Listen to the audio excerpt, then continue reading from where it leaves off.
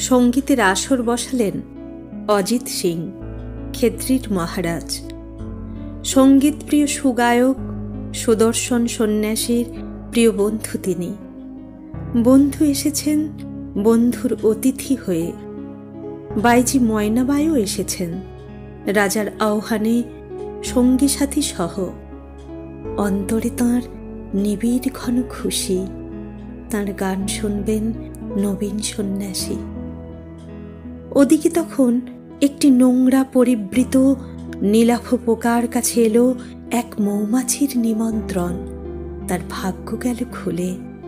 এক পূজারীর ফুলের সাজিতে চেপে পৌঁছালো সে পুজোর মন্দিরে। এদিকে হঠাৎ এলো দুঃসংবাদ বজ্রপাতের মতো। যে আসরে বাইজি থাকে সে আসর পরিত্যাজ্য সন্ন্যাসীর কাছে, এমনটাই জানিয়েছেন বন্ধু সন্ন্যাসী।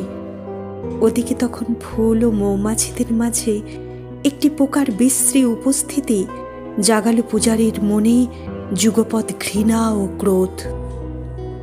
অতঃপর বেদনাবিদ্ধ হৃদয়ে তীরবিদ্ধ পাখির মতো নর্তকী ময়নাবাই ধরলেন সুরদাসের গান।